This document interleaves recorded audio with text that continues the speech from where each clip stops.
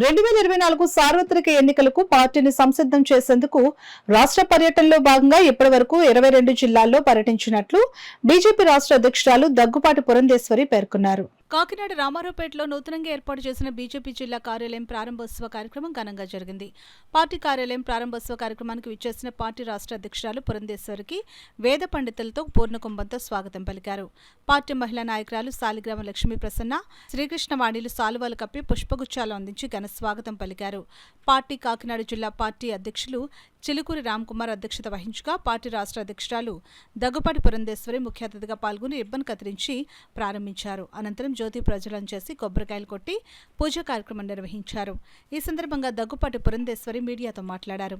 ఈ కార్యక్రమంలో పార్టీ ప్రధాన కార్యదర్శి కాశీరాజు, ఇన్ఛార్జ్ కోడూరు లక్ష్మీనారాయణ, మైనార్టీ మోర్చా అధ్యక్షులు షేక్ బాజీ, రాష్ట్ర ప్రధాన కార్యదర్శి వేటుకూరు సూర్యనారాయణరాజు, పెద్దిరెడ్డి రవికిరణ్, రాష్ట్ర మేధావుల విభాగం convener doctor Mutha Naveen Krishna, Kakinada city convener గట్టి సత్యనారాయణ, పార్టీ నాయకులు రంబాల వెంకటేశ్వరరావు, విత్తనాల వెంకటరమణ, బీవీకే రాజు, తుమ్మల పద్మజ, కొక్కిలిగడ్డ గంగరాజు, పార్టీ నాయకులు, కార్యకర్తలు, మహిళలు పాల్గొన్నారు.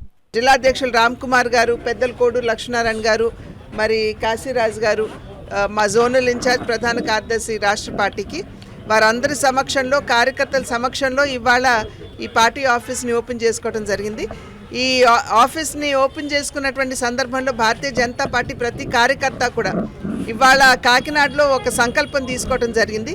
అది పార్టీ సేవకి పునరంకితం అవుతూ కాకినాడలో పార్టీని ఏ విధంగా మనం బలోపేతం చేసుకోవాలి, రాబోయే ఎన్నికల్లో ఒక ప్రధానమైనటువంటి శక్తిగా ఏ విధంగా ఆవిర్భవించాలి, పరిణితి చెందాలి అనేటువంటి విషయం మీద దృష్టి కేంద్రీకరిస్తూ ఇవాళ సంస్థాగత పరమైనటువంటి అంశాల మీద ఇవాళ మా ఇంటర్నల్ మీటింగ్ ఉంటుంది.